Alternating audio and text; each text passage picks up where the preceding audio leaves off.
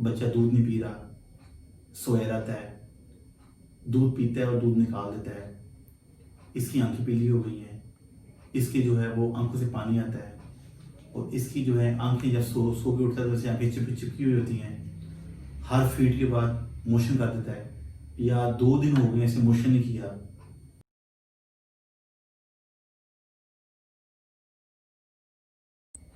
السلام علیکم، میرا نام ڈاکٹر وحید احمد علی ہے۔ میں چودھری محمد اکرم ہاسپٹل میں ایز اسسٹنٹ پروفیسر پیڈیاٹرک کام کر رہا ہوں۔ چودھری محمد اکرم ہاسپٹل ایک ٹیچنگ سیٹ اپ ہے، اور یہ اظہر نگین میڈیکل کالج کے ساتھ منسلک ہے۔ یہ رائے بند روڈ پر واقع ہے۔ میں نوزائیدہ، شیرخوار اور بڑے بچوں کے امراض کا ماہر ہوں۔ آج جس موضوع پہ ہم بات کرنے چاہ رہے ہیں وہ بڑا امپورٹنٹ موضوع ہے۔ اس کا تعلق جو ہے نیو بورن بیبیز کے ساتھ ہے۔ آپ جانتے ہیں کہ جب ایک بچہ پیدا ہوتا ہے تو گھروں میں خوشیاں آتی ہیں، لیکن اس کے ساتھ کیا ہوتا ہے کہ بہت سے سوالات بھی سامنے آتے ہیں، جیسا کہ ٹھیک ہے، یہ سارے سوال جو ہیں دیکھا جائے تو بڑے عام سے ہیں، لیکن ان میں کیا ہے کہ ایک پریشانی ہوتی ہے پیرنٹس کے لیے۔ تو اسی سوالات کے جو پیچھے جو پس منظر ہے، ہم نے نہ اس کو دیکھنا ہے۔ اب ہم سب جانتے ہیں کہ جب بچے کی پیدائش ابھی نہیں ہوتی تو وہ اپنی ہر چیز اپنی ماں سے لے رہا ہوتا ہے بلڈ کے تھرو، کہ جیسی اس کی پیدائش ہوتی ہے اس کو دودھ پینے سے لے کے آکسیجن ابھی جسم کو آکسیجن پرووائڈ کرنے تک ہر چیز خود سے نہیں کرنی پڑ رہی ہوتی ہے۔ یہاں پہ ایک چیز بڑی امپورٹنٹ ہے، وہ یہ ہے کہ بچے کی پیدائش کے بعد جو نیند ہوتی ہے وہ 16 to 18 آورز ہوتی ہے۔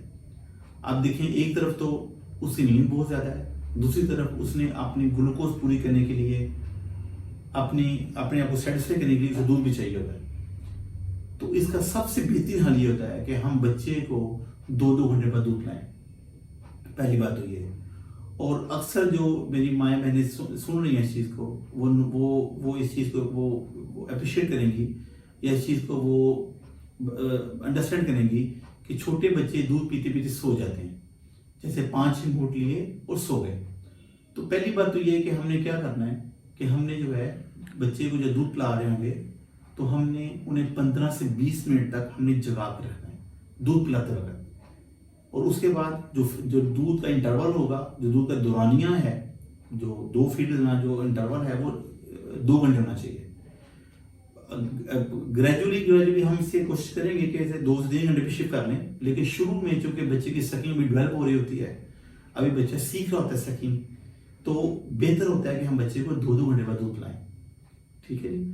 اس کے بعد دوسری چیز جو بڑی امپورٹنٹ ہے وہ یہ ہے کہ اگر بچہ دودھ پی رہا ہے اور اس نے دودھ پیتے پیتے اگر بالفرض وہ سو گیا اور ہم نے غلطی سے یہ سوچ لیا کہ اس کی بھوک پوری ہو گئی، ہم نے سلا دیا، تو یقیناً کیا ہوگا کہ آدھے گھنٹے کے بعد یا پونے گھنٹے کے بعد بچہ پھر جاگ جائے گا، پھر رونا شروع کر دے گا، کیونکہ وہ اصل میں سیٹسفائی نہیں تھا۔ تو کیا ہوتا ہے کہ یہ وہ وجہ ہوتی ہے کہ آپ اکثر یہ سوال جو ہے نا، اکثر یہ کمپلینٹ آتی ہے ہمارے پاس کہ بچہ سوتا نہیں ہے، روتا رہتا ہے، سوئے گا پھر رو پڑے گا، پھر سوتا ہے پھر رو پڑتا ہے۔ پیچھے وجہ یہ ہوتی ہے کہ اصل میں بچے نے پراپر دودھ نہیں پیا ہوتا جو اس کی ریکوائرمنٹ ہے، لیکن پہلے سو جاتا ہے۔ تو اس کا سب سے بہترین حل یہ ہے کہ اگر ماں دودھ پلا رہی ہے تو وہ کوشش کرے کہ دونوں طرف سے دودھ پلائے، اور 10 منٹ پلائے دودھ، 10 منٹ رائٹ سائڈ پہ، 10 منٹ لیفٹ سائڈ پہ۔ اور اگر فیڈر سے دودھ پلایا جا رہا ہے تو اسے کم از کم 15 منٹ تک بچے کے منہ کے ساتھ لگا کے رکھیں اور اسے جگا کے رکھیں بچے کو۔ ایک تو یہ بات ہو گئی۔ دوسری بات جو ہے وہ یہ ہے کہ بچے کو عام طور پہ 100 میں سے 60 بچے ایسے ہوتے ہیں جن کو یرقان ہوتا ہے، جسے پیلیا بولتے ہیں ہم۔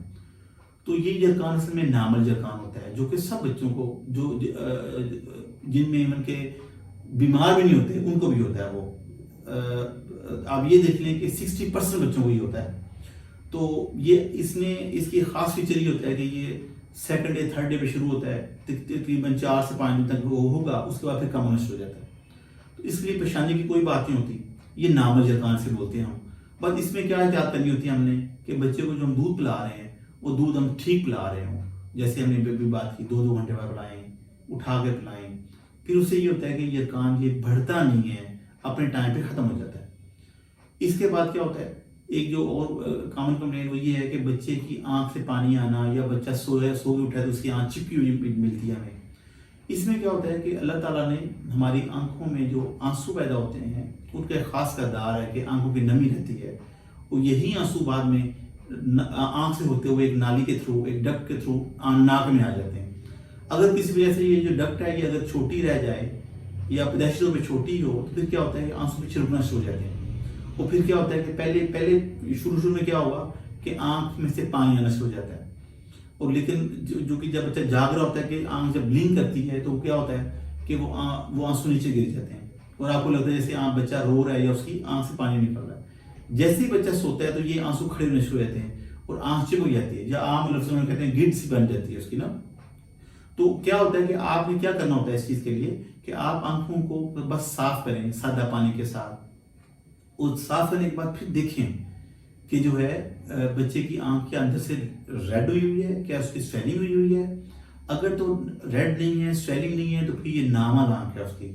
ٹھیک ہے، کچھ بھی نہیں کرنا ہوتا ہے اس کے لیے. بس کیا کرنا ہوتا ہے کہ بچے کو بچے کے جو ناک اور آنکھ کے درمیان کا جو حصہ ہوتا ہے، جیسے یہ والا حصہ جو ہوتا ہے، یہ والا، اس جگہ پہ ہم بچے کو اسے پریس، کیونکہ یہاں سے وہ ڈکٹ گزر رہی ہوتی ہے، آنکھ سے ہو کے ناک میں آتی ہے، تو ہم نے اس ایریے کو یہاں پریس کرنا ہوتا ہے.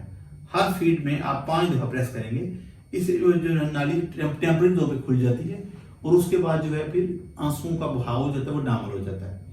اچھا، یہ معاملہ جو ہوتا ہے نا، یہ کچھ بچوں میں کچھ ہفتے چلتا ہے، کچھ بچوں میں کچھ مہینے تک چلتا ہے. ایون کہ جو میرے پاس پیشنٹ فالو میں آ رہے ہیں، میرے پاس ایون کہ کچھ بچے جو ہیں اس کمپلینٹ کے ساتھ 6 ماہ رہتے ہیں، تو پریشانی کی بات نہیں ہوتی. ایون کہ آفثلمالوجسٹ کی بھی یہ رائے ہے کہ کم از کم ہمیں 6 to 9 منتھ تک ویٹ کرنا چاہیے، یہ کنڈیشن اپنے آپ ٹھیک ہو جاتی ہے. ٹھیک ہے جی.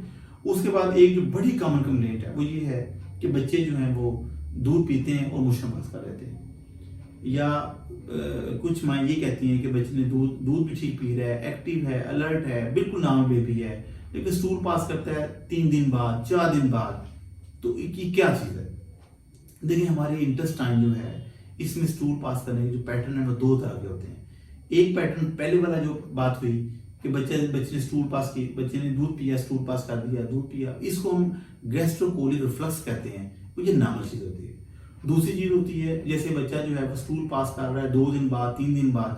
آپ یہ نوٹ کیجئے کہ اگر ایک بچہ جو 2 دن بعد، 3 دن بعد یا 4 دن بعد اسٹول پاس کر رہا ہے، اگر تو اسٹول وہ نارمل کنسسٹنسی کا ہے، بالکل نارمل ہے، ہارڈ نہیں ہے، یا جیسے بنا ہوا نہیں ہے، تو اسے ہم کانسٹیپیشن نہیں کہیں گے، اسے ہم نارمل اسٹول بولیں گے. ٹھیک ہے.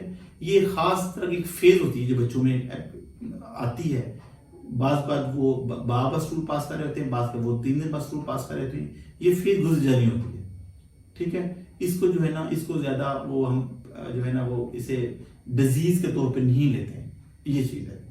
پھر اس کے بعد ایک اور چیز جن کے نیو بارن بیبیز ہیں، خاص طور پہ ان کے لیے وہ یہ ہوتا ہے کہ ناف کو ہمیں صاف کرنا چاہیے، خاص طور پہ بوائز کے اندر، کیونکہ بوائز کا آپ نوٹ کیجیے گا، جو یورین بچے پاس کرتے ہیں تو یوزلی وہ بیک کی طرف آتا ہے، تو یورین ٹچ کرتا ہے امبلائکس کو نا، ناف کو ٹچ کرتا ہے. تو اس کو جب بھی پیمپر چیک کرتے ہیں تو آپ اسے صاف کیا کریں. ٹھیک ہے جی.